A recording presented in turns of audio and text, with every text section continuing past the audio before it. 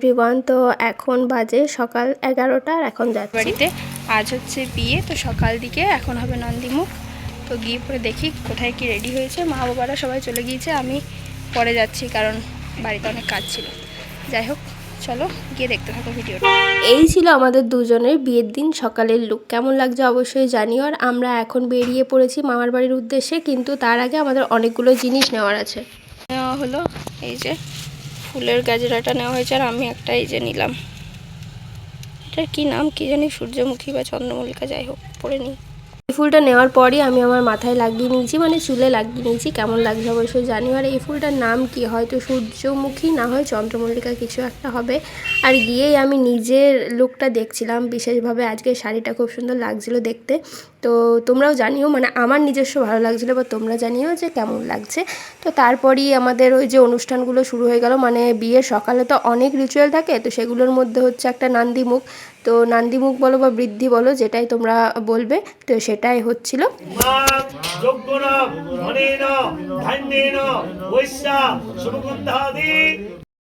এরপর ওই নিয়মগুলো পালন করার পর আমি আবারও রেডি হয়ে গেছি জল শাওয়ার জন্য। এখানে আমাদের ব্রাইড রয়েছে, মানে ও দেখাচ্ছে যে কীরকম করে কি হবে। যাই হোক, আর আমি এখানে একটা বেনারসি পরেছি। এই লুকটা তো আমাদেরকে কেমন লাগছে অবশ্যই জানিও। আর এই ছিল আমার আরও একটা যা। তো আমরা সবাই মিলে নাচতে নাচতে জল সাইতে গিয়েছি। তোমরা অবশ্যই দেখতে থাকো ভিডিওটা, আশা করি তোমাদের ভালো লাগবে।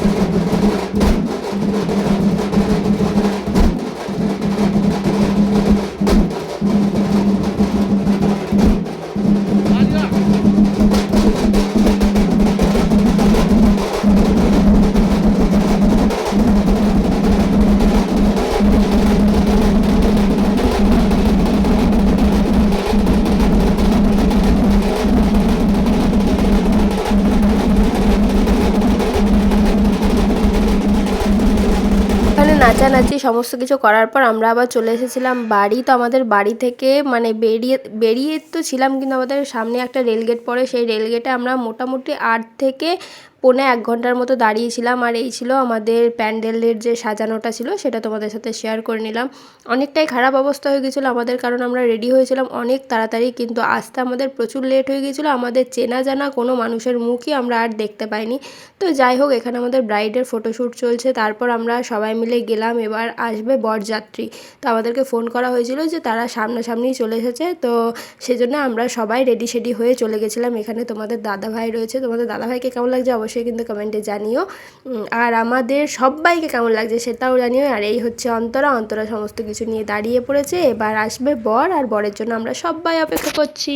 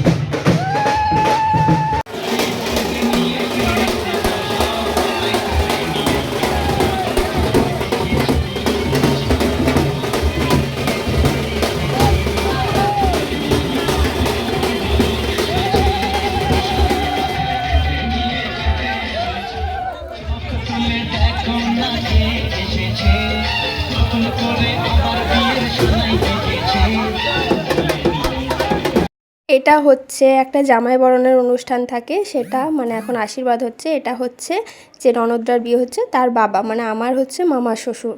আর এখানে হচ্ছে আমার শ্বশুরমশাই একটা কিছু দিয়ে আশীর্বাদ করলো, মানে সবাইকে আশীর্বাদ করতে হয় তো সেখানে, তো সেই আশীর্বাদটাই হচ্ছিল এখানে।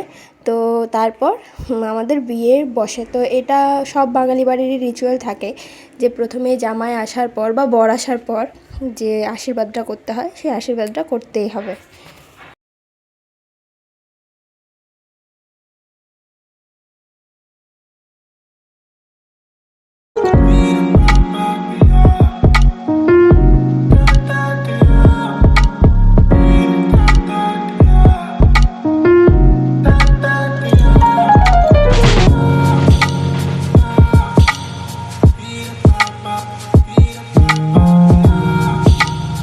এখানে হচ্ছে আমাদের ব্রাইডকে আনা হয়েছে, কিন্তু প্রথমে আনা হয়েছিল পিঁড়িতে, কিন্তু পিঁড়িতে বসতে প্রচণ্ড ভয় করছিল, সেজন্য ওকে নামিয়ে ঘোরানো হলো 7 পাকে।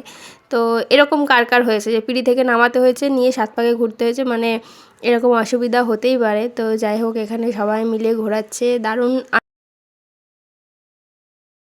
হচ্ছে। কনের মা ভীষণই মন খারাপ, তাও একটু একটু হাসছে।